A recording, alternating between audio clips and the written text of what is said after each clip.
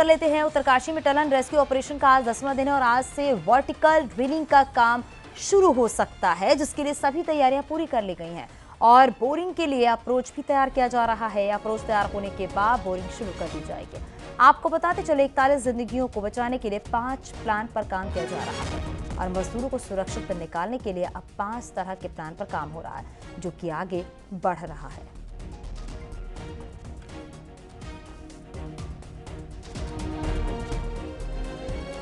Tunnel में फंसे मजदूरों के लिए आज का दिन मंगल लेकर आया। आप देख सकते हैं 10 दिन से फंसे मजदूरों की आज पहली तस्वीर सामने आई है। प्रशासन की ओर से आज पहली बार मजदूरों को खाना खिलाया गया। तो टनल के अंदर मजदूरों की एक्सक्लूसिव तस्वीर सामने आई है। इन तस्वीरों में तमाम मजदूर खड़े हुए दिख रहे हैं और 10 दिन से 41 मजदूर टनल के अंदर फंसे हुए हैं। आज एक्सक्लूसिव तस्वीर जो है वो सामने आई है। कल लाइफ लाइन्स पाइप के जरिए ही एंडोस्कोपिक कैमरा भेजा गया है।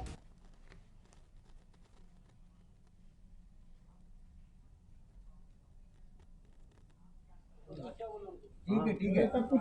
कैमरा ऊपर। सारे लोग ठीक है तो कैमरे में अपने आप को दिखाएं, हाथ खड़ा करें, अच्छे से मुस्कुराएं। हम तुम्हारे पास जल्दी पहुंचेंगे, घबराए नहीं।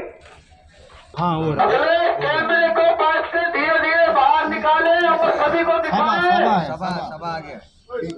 हम लोग को देखा नहीं सर। आगे आगे करना सर। आगे कीजिए, आगे कीजिए केबल को।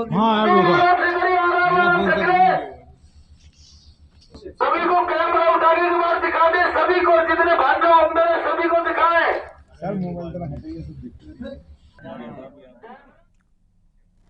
उत्तरकाशी टनल में फंसे मजदूरों के लिए गोप्रो कैमरा भेजने की तैयारी शुरू हो गई है। अब 6 इंच पाइप के जरिए गोप्रो कैमरा भेजा जाएगा, जिससे ऑडियो वीडियो को रिकॉर्ड किया जाएगा। इस कैमरे के जरिए फंसे श्रमिकों से बाहर उनके परिजनों से बात कराई जाएगी।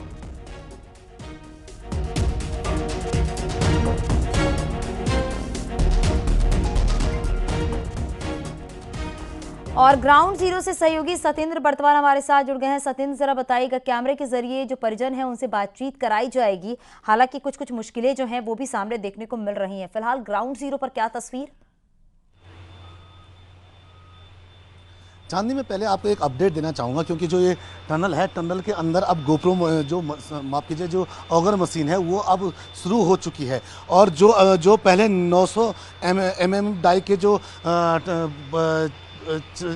4 पाइप अंदर इंसर्ट किए थे, उन्हीं के अंदर अब 800 mm के पाइपों को भी इंसर्ट किया जा रहा है। अभी 2 पाइप अंदर इंसर्ट कर दिए गए हैं और तीसरे पाइप पे आप साफ तौर पे अगर दिखा सकें हमारे कैमरामैन साथी, तो अंदर अभी वायरिंग का काम चल रहा है और उस जो तीसरा पाइप है उसको भी इंसर्ट करने की प्रक्रिया शुरू हो गई है, क्योंकि ऑगर मशीन अब यहाँ पे एक ऑगर मशीन का जो काम है वो एक बार फिर शुरू हो गया है। और उम्मीदें ये जताई जा रही है, अगर ये 800 mm के जो पाइप हैं अगर वो सही तरीके से आगे बढ़े और उनके सामने किसी भी प्रकार की दिक्कतें नहीं आई, क्योंकि जो 900 mm के जो पाइप पहले भेजे जा रहे थे तो उनके आगे एक हार्ड रॉक आ गई थी और उस हार्ड रॉक के चलते जो पाइप हैं वो अंदर नहीं भेजे गए थे और पिछले 2 से 3 दिन का जो समय है ऑगर मशीन बंद थी। लेकिन अब उम्मीदें ये जताई जा रही हैं, जो 800 mm के ये 2 पाइप इंसर्ट कर दिए गए हैं और तीसरा पाइप पे अभी वाइड हो रही है, तो उम्मीद है अगर अब इसी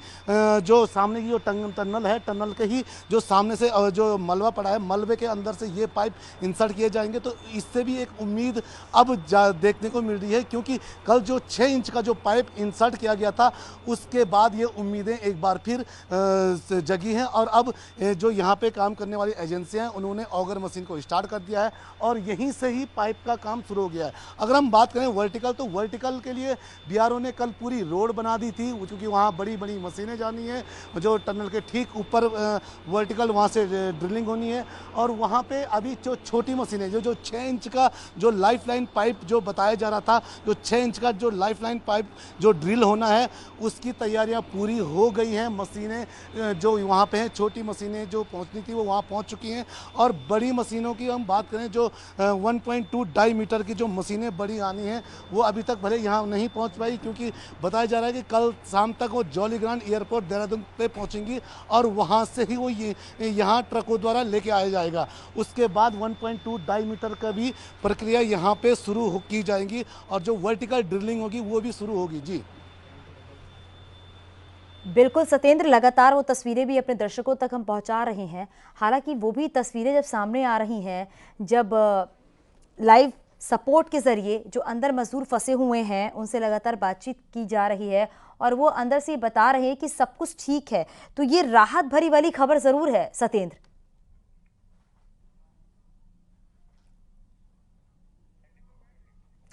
तो देखिए, हमारे सहयोगी ग्राउंड जीरो पर बने हुए हैं, लगातार वो एक एक तस्वीर दिखा रही हैं, किस तरीके से बोरिंग के लिए अप्रोच तैयार हो रहा है, किस तरीके से वर्टिकल ड्रिलिंग की जाएगी ताकि इन मजदूरों के पास पहुंचा जा सके। हालांकि प्रशासन की तरफ से देखिए किस तरीके से इस कैमरे के जरिए बातचीत की गई है और ये पूछा जा रहा है कि आप सब लोग ठीक हैं, आप लोग सुरक्षित हैं और आपको बिल्कुल घबराने की ज़रूरत नहीं है और हम सब आपके साथ खड़े हैं, जल्द से जल्द आपको इस टनल से बाहर निकाला जाएगा।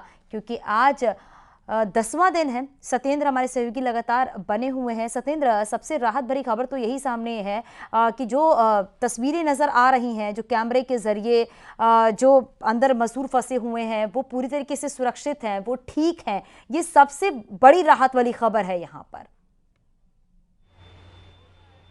बिल्कुल चांदनी, क्योंकि ये एक बड़ी राहत वाली खबर है, क्योंकि अभी तक जो उनके परिजन यहाँ पहुँच रहे थे वो भी काफ़ी टेंस में थे। उनको भी काफ़ी टेंशन उनको थी कि जो अंदर उनके परिजन हैं वो बातचीत तो कर रहे हैं लेकिन उनकी क्या स्थिति होगी उसको लेकर उनके बड़े सवाल भी थे।